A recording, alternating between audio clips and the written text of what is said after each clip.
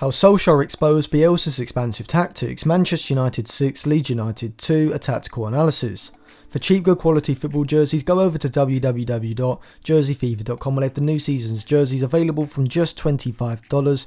A link will be left in the description, and if you use the coupon code ATLANTISFOOTBALL, you'll get 5% off. So going into the game, Solskjaer lined up his side in a 4-2-3-1 with De Gea in goal, Wan-Bissaka and Shaw the fullbacks, either side of Maguire and Lindelof at centre-back. McTominay and Fred played as a midfield double pivot, with Fernandes in front of them, Daniel James on the right flank, Rashford on the left and Marcelo playing as a centre forward. Bielsa lined up his side in a 4-3-3 with Meslier in goal, Dallas and Alioski the fullbacks, with Ayling partnering Cooper at centre back, as Phillips played as a deep single pivot in midfield, with Rodrigo and Click ahead of him. Rafinha started from the right of the front three, Harrison from the left, and Bamford started as a centre forward. From the start of the game we saw that Leeds were using their usual 2-3-4-1 possession shape, with Phillips playing as a deep single pivot, Rodrigo and Click advancing up the pitch, trying to get into the half space in behind the United midfield. Solskjaer's side would push up aggressively in Leeds' defensive third in a man-to-man pressing 4-2-3-1 defensive shape. McTominay and Fred would follow Rodrigo and Click, and Fernandes sat on Phillips. Marcelo would press Ayling on the right side, with Daniel James pushing up to press Cooper the left-sided centre-back as well. In possession, Bielsa's system is focused around creating space in the middle of the pitch. This is done by having the two advanced central midfielders, Click and Rodrigo in this game, making runs high up the pitch when Leeds have the ball in their defensive third.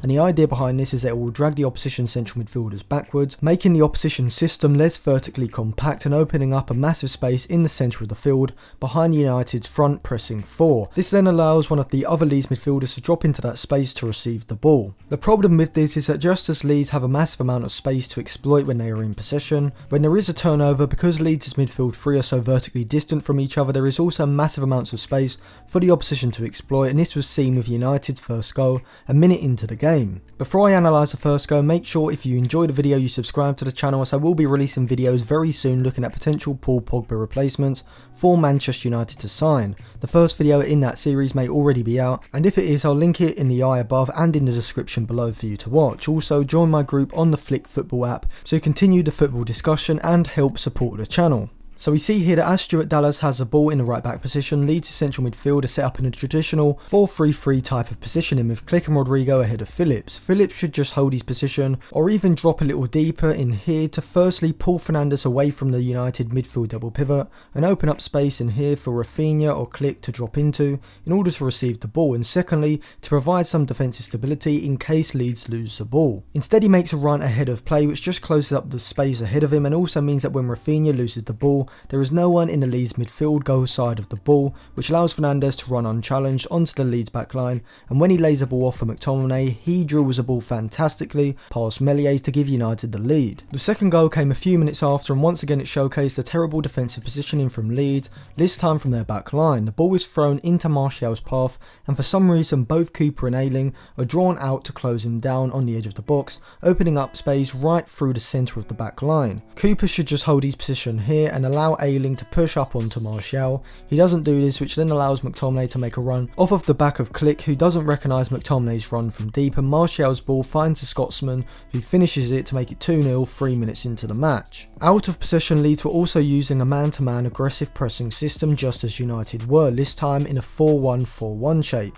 with Click and Rodrigo pushing up onto McTominay and Fred, and Phillips behind man-to-man pressing Bruno Fernandes. In United's defensive third, Harrison would push up ready to press Lindelof on the right, with Bamford focused on Maguire on the left, and we also saw Alioski push up the pitch, anticipating a lofted pass into Wan-Bissaka on the right flank. This style of pressing is a common tactic in the modern game, with many teams assigning players to stick tight to their designated player in order to cut off all the passing options. However, the difference between a Bielsa side and say a Guardiola side is that in a Guardiola side, the pressing system will have some kind of shape to it. If a presser in the midfield is getting drawn far out of the shape by following his man, then he will refrain from following him, hold his position and then wait for the player to receive the ball before the presser can then move to close him down. However, in a Bielsa system this doesn't happen. When one of the United centre-backs have the ball and Fred and McTominay drop deep, the Leeds central midfielders Rodrigo and Click completely follow the United double pivot, opening up space in behind them in the midfield and allowing the United player on the ball to simply drive into into that space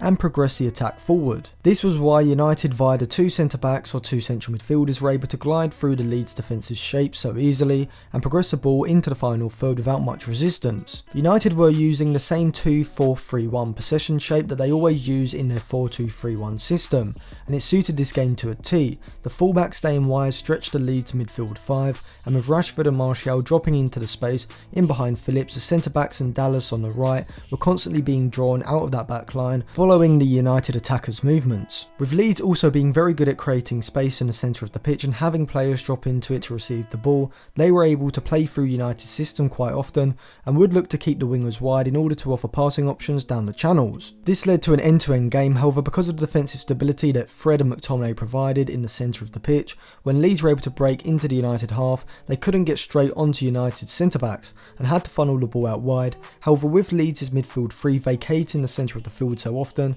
it became easy for Rashford, Fernandes and James to get the ball and dribble straight onto Cooper and Ayling and create chances from this position.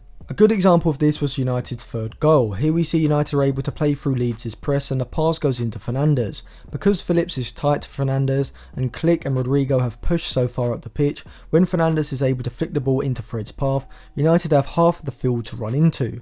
Fred progresses the ball all the way to Leeds' box from the centre circle, and after he's passing to Martial ricochets into Fernandes' path, the Portuguese drives the ball low and hard into the far corner to make it 3-0. Lindelof and Cooper's goals both from corners meant that the game went into half time at 4-1, however Leeds still weren't completely out of the game at this point. Going into the second half, Bielsa did make changes. Pascal Struijk came on to play in that deep single pivot role in midfield, as Dallas was also moved into that advanced midfield position with Shackleton coming on at right back. However, despite the changes, the system remained the same, and in possession Leeds were still extremely vulnerable when there was a turnover. Here Dallas gets caught on the ball in the middle third, but Struijk behind him and Rodrigo are not in any set position, which meant that when Fred won the ball, he had one pass into Fernandes to get United running at Leeds' defensive line immediately. Despite the defensive problems persisting, Leeds continued to be effective at moving the ball into the final third. They continued to use the two central midfielders ahead of the single pivot as 3/8s almost, advancing up the pitch and looking to receive the ball in between the lines. Here the ball into Dallas enables Leeds to move the ball into the final third and funnel the ball out to Rodrigo on the flank, who's continuously roaming from side to side looking to find space. From this position he finds Rafinha with a deep cross to the other side, creating one of Leeds' best chances in the game. Leeds were still able to create up until the end of the game, but United was still able to exploit the lack of any sort of positional structure in Leeds' midfield. When there was a turnover, one pass into the 3 behind Martial would enable United to drive the attack forward up to the Leeds box without much resistance. The 5th United goal showcased this lack of positional organisation from Leeds perfectly. McTominay was excellent at driving forward with the ball through the centre of the pitch throughout the game, and is something he needs to do on a regular basis more often. Here he drives past Rodrigo and has a ball in the middle third. As you can see, Leeds' midfield are absolutely everywhere. Struijk, the defensive midfielder, has been pulled out wide with Rashford, and Dallas has been caught up the pitch, leaving no protection in front of the Leeds back line. McTominay's incisive pass finds James, who with one touch knocks the ball around the flat-footed Ayling and then finishes the ball through the legs of Meslier. The game finished 6-2, and in the end, it was a fantastic performance by United. Solskjaer's 4-2-3-1 worked perfectly, as the disciplined midfield double pivot of Fred and McTominay gave United the base from which to counter from, whereas Leeds had no such midfield stability, with all 3 of their midfield trident roaming forward unpredictably and seemingly playing like an under-12s team with no positional organisation at all, which United, with the likes of Fernandes, Daniel James and McTominay being lethal in front of goal, were able to take full advantage of, and in doing so highlighted the exact problems with Bielsa's expansive pressing system. So thank you for watching. If you enjoyed that video, remember to like the video and subscribe to the channel if you haven't already, as I will be releasing videos soon on potential Paul Pogba replacements. If any of them videos have been released, they will be linked in the description below and in the eye above. Also check out some of my other videos, which will also be linked in the description below as well.